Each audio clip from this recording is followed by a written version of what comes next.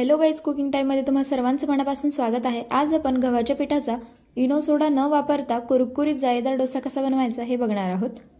गव्हाच्या पिठाचा डोसा झटपट तयार होतो, अगदी 5 मिनिटात डोसा बनवून तयार होतो, त्याचबरोबर पौष्टिक सुद्धा आहे। रेसिपीला सुरुवात करण्याअगोदर तुम्ही जर माझ्या चॅनलवरती नवीन असाल तर चॅनलला जरूर सबस्क्राइब करा। गव्हाच्या पिठाचा डोसा बनवण्यासाठी इथे एका बाउलमध्ये आपल्याला 1 कप गव्हाचं पीठ घ्यायचं आहे। आता गव्हाच्या पिठाचा डोसा कुरकुरीत व्हावा यासाठी यामध्ये आपल्याला अर्धा कप बारीक रवा घालायचा आहे। इथे बारीक रव्याचा वापर करा, जाड रवा असेल तर तो मिक्सरमध्ये फिरवून घ्या।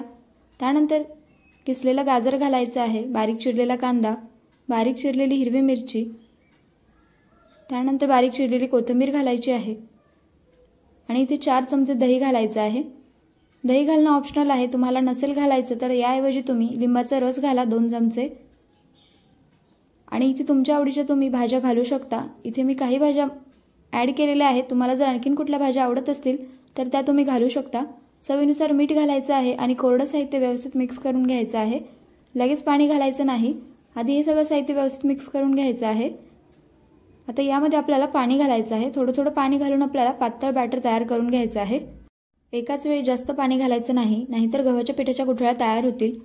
गव्हाच्या पिठाच्या गुठळ्या तयार होऊ नये यासाठी आपल्याला थोडं थोडं पाणी घालून बॅटर तयार करून घ्यायचं आहे। इथे मी थोडंसं पाणी आणखीन घातलेलं आहे। याच पद्धतीने आपल्याला थोडं थोडं पाणी घालून बॅटर तयार करून घ्यायचं आहे। एका वेळी जास्त पाणी घातलं तर गुठळ्या लवकर फुटत नाही, त्यामुळे थोडं थोडं पाणी घालून आपल्याला बॅटर तयार करून घ्यायचं आहे। त्यामध्ये अजिबात गुठळ्या राहायला नको, अशा प्रकारे आपल्याला पातळ बॅटर तयार करून घ्यायचं आहे। इथे तुम्ही बघू शकता बॅटरची कन्सिस्टन्सी अशा प्रकारे फ्लोइंग असायला हवी, एकदम पातळ, जास्त घट्ट ठेवायचं नाही बॅटर, नाही तर डोसा कुरकुरीत होणार नाही, मऊ डोसा तयार होईल। आता बॅटर तयार झालेला आहे, आता आपण डोसा तयार करूया। इथे तवा मी गरम करून घेतलेला आहे। तवा गरम झाल्यानंतर त्यावरती अर्धा चमचा तेल घालायचं आहे आणि सर्व बाजूने व्यवस्थित पसरवून घ्यायचं आहे। तवा चांगला गरम करून घ्यायचा, तेव्हाच डोसा कुरकुरीत आणि जाळीदार तयार होईल। तर तवा गरम झाल्यानंतर पळीने आपल्याला डोसा तयार करून घ्यायचा आहे। डोसा तयार करताना जे बाउलमधलं पीठ आहे ते आपल्याला मिक्स करून घ्यायचं आहे। आता इथे मी डोसा तयार केलेला आहे। आता खालच्या बाजूने डोसा आपल्याला छान गोल्डन होईपर्यंत भाजून घ्यायचा आहे। आता सर्व बाजूने आपल्याला डोसा अशा प्रकारे भाजून घ्यायचा आहे, कारण तवा मोठा आहे त्यामुळे खालच्या बाजूने छान गोल्डन कलर येईपर्यंत, डोसा कुरकुरीत होईपर्यंत आपल्याला भाजून घ्यायचा आहे। इथे तुम्ही बघू शकता खालच्या बाजूने डोसा छान भाजला गेलेला आहे, कडासुद्धा छान मोकळ्या झालेल्या आहेत। मस्त असा डोसा तयार झालेला आहे। डोसा टर्न करून घ्यायचा, दोन्ही बाजूने डोसा छान भाजला गेलेला आहे। तर डोसा आपण काढून घेऊया। मस्त कुरकुरीत असा गव्हाच्या पिठाचा डोसा तयार झालेला आहे। जर तुम्हाला जास्त डोसा कुरकुरीत हवा असेल तर डोसा तुम्हाला 2 ते 3 मिनिटं भाजावा लागेल। इथे मी थोडासा मऊसर डोसा ठेवलेला आहे, तुम्हाला मी आणखी एक डोसा कुरकुरीत तयार करून दाखवते। परत एकदा तवा छान गरम करून घ्यायचा आहे आणि तव्यावरती थोडंसं तेल घालून बॅटर घालून डोसा तयार करून घ्यायचा आहे।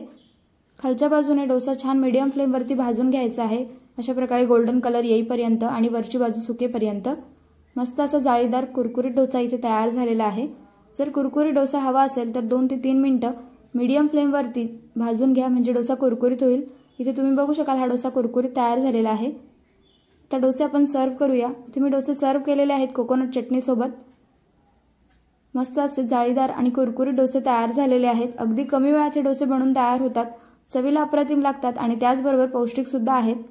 आणि तुम्ही काही गडबडीच्या वेळी अगदी झटपट हे डोसे बनवून डब्याला देऊ शकता, लहान मुलांना सुद्धा खाऊ घालू शकता, इतके हे डोसे पौष्टिक आहेत। गरमागरम डोसे खाल्ले तर ते कुरकुरीत राहतात, परंतु जर डोसे थंड झाल्यानंतर तुम्ही खाल्ले तर ते मऊ होतात।